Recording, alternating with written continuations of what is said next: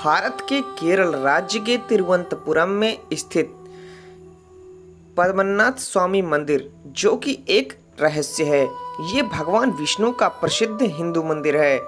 इस मंदिर के गर्भगृह में भगवान विष्णु की विशाल मूर्ति है।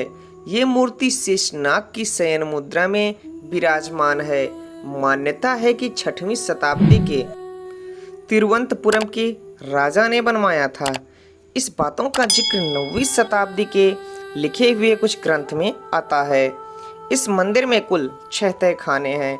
कहा जाता है यहाँ के राजा ने मंदिर के दीवारों एवं तहखानों में सोने चांदी जवाहरात चुनवा दिए थे।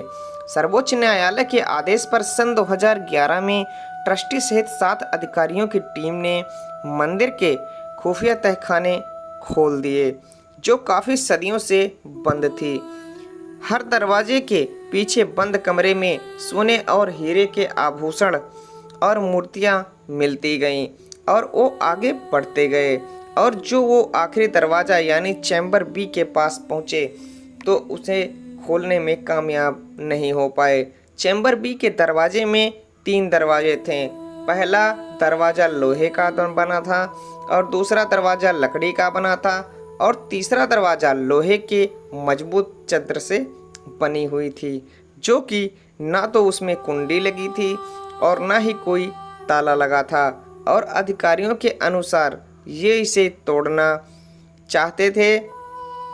उसके बाद कुछ अधिकारियों ने मना कर दिया, जिससे दरवाज़ा नहीं तोड़ा गया। और इस दरवाजे पर 2 सांप के चिन्ह बने थे, और इनके वापस आने का कुछ और ही कारण था।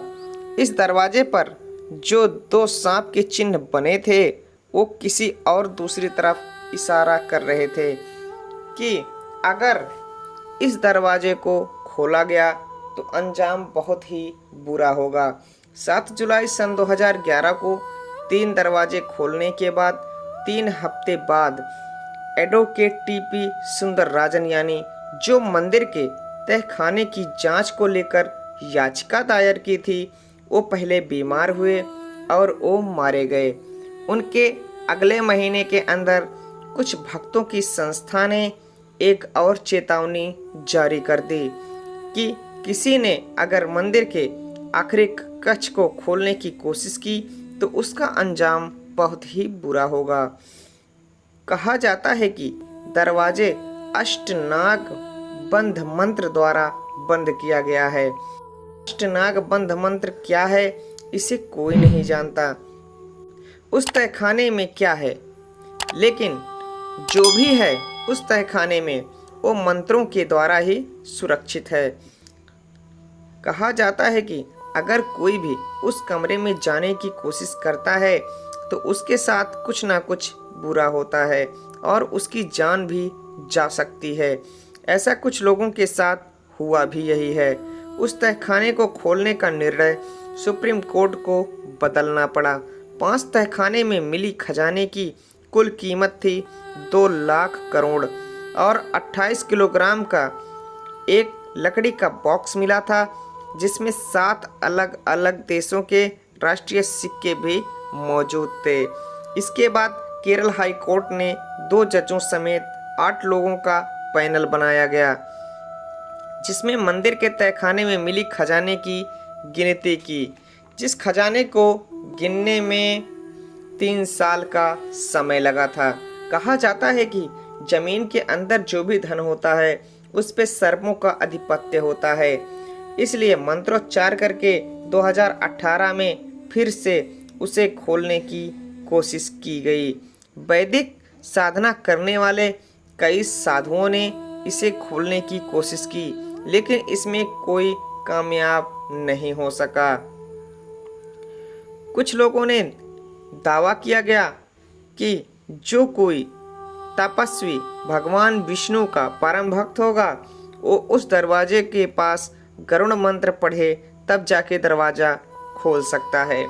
26 दिसंबर सन 2004 को केरल, तमिलनाडु और अंडमान निकोबार समेत कई इलाके समंदर के चपेट में आ गए थे, लेकिन तिरुवनंतपुरम के पद्मनाभ स्वामी मंदिर के समुद्र की लहरें छू भी नहीं पाई।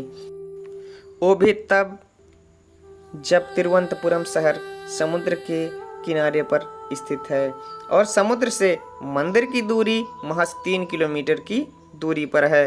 धर्मणकोट राज परिवार की माने तो यह तहखाने खुला तो महाप्रलय भी आ सकता है, इसलिए ये परिवार और कुछ मंदिर के लोगों ने दरवाज़ा खोलने के खिलाफ हैं। कुछ विद्वानों का कहना है कि उस तहखाने में बेहद खतरनाक हथियार भी हो सकते हैं। क्या चैम्बर बी में कोई ऐसा घातक हथियार मौजूद है जो कि महाभारत के काल में उस हथियारों का उपयोग किया गया था? और क्या इस तहखाने में बेशकीमती खजाना है जो कि पूरे भारत की गरीबी को मिटा सकता है? आपको क्या लगता है? आप हमें कमेंट बॉक्स में ज़रूर बताएं। और अगर आप हमारे चैनल पर नए हैं तो इस वीडियो को लाइक करिए, शेयर करिए अपने मित्रों के साथ, और अगर नए हैं तो सब्सक्राइब नहीं किए हैं तो प्लीज़ इस चैनल को सब्सक्राइब ज़रूर कर लें, क्योंकि ऐसे इंटरेस्टिंग वीडियोस हम लेके आते रहते हैं। तो मिलते हैं अगले वीडियो में कुछ नए टॉपिक के साथ। तब तक के लिए धन्यवाद दोस्तों।